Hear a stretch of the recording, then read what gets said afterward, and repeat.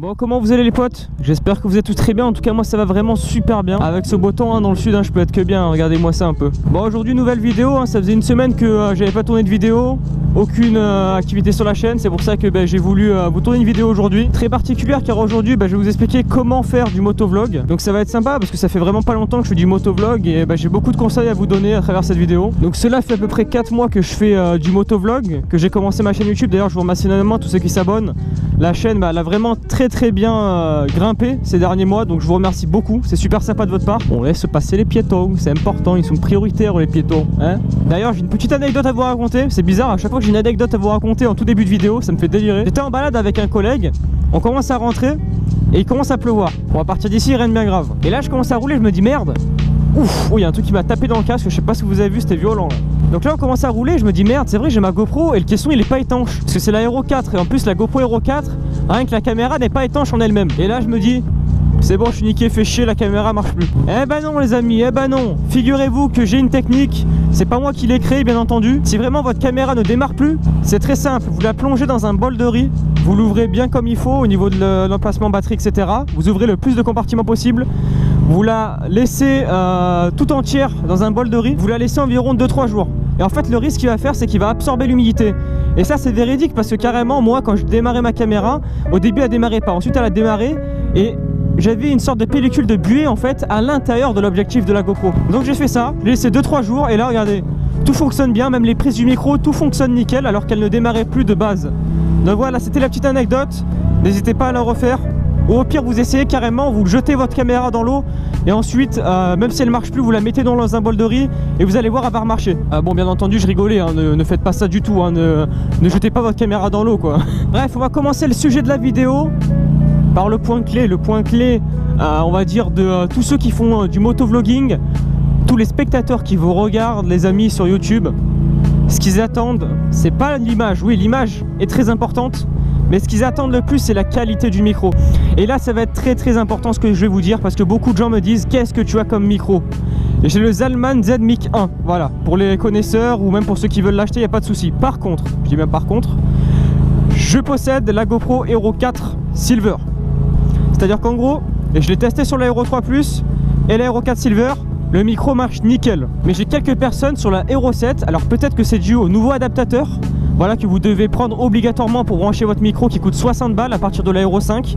Moi j'ai un adaptateur mais lui coûte environ 7 balles. Tu vas sur Amazon, tu peux le trouver facilement. Donc attention, apparemment à partir de la Hero 5, enfin moi c'est un collègue à moi qui m'a dit la Hero 7, eh ben franchement la qualité du micro n'est pas pareille que sur la Hero 4. Et ça c'est très bizarre d'ailleurs. Donc faites bien gaffe, moi je vais tester sur la Hero 4 et la Hero 3. Donc je peux que vous conseiller sur ces deux GoPro là. Mais j'ai pas envie non plus de vous conseiller ce micro sur toutes les GoPro. Voilà, on sait jamais, j'ai pas envie non plus de vous donner de la merde. Donc ça le mieux c'est que vous allez sur YouTube, vous tapez meilleur micro cravate pour votre GoPro.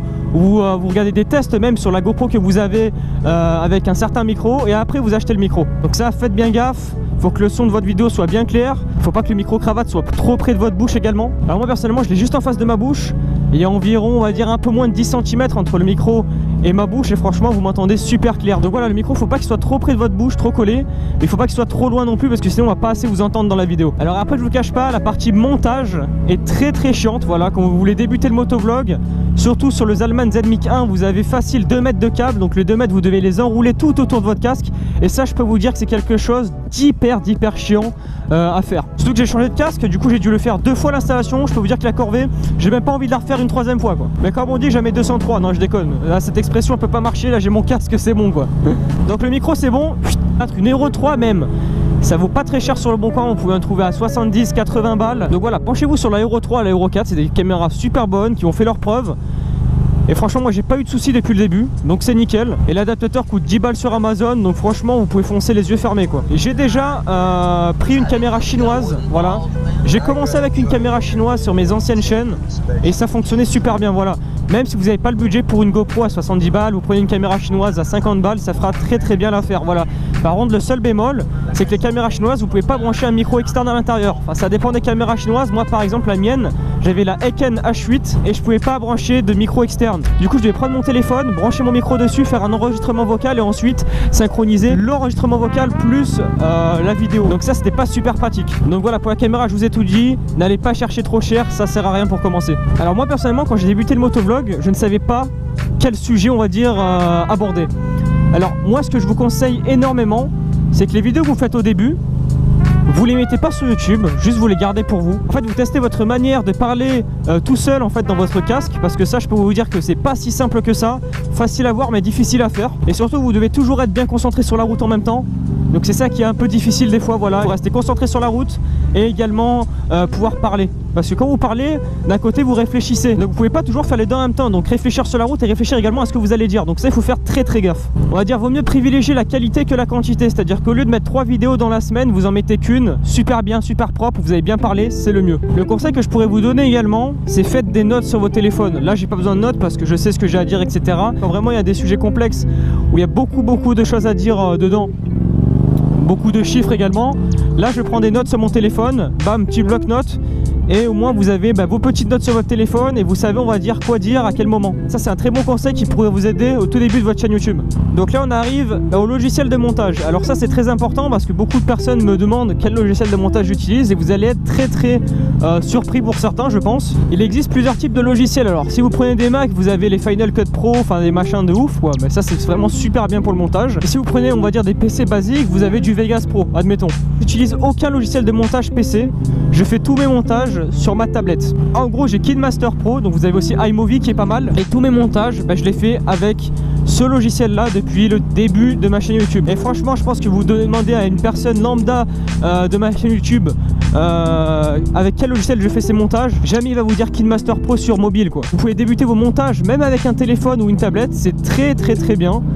Si vous n'avez pas le budget de vous prendre un ordinateur comme moi à 500 balles, 800 balles avec un bon processeur, voilà, vous prenez votre téléphone, boum, et vous faites votre petit montage et ça c'est parfait. Il n'y a pas besoin de mettre des 1000 et des 100 pour commencer sur YouTube. Après si vous voyez que votre chaîne commence à bien marcher, là vous pouvez commencer à investir dans du bon matériel, dans du bon matos. Faites un truc propre certes, mais pas avec un matériel qui coûte trop cher non plus, ça sert à rien.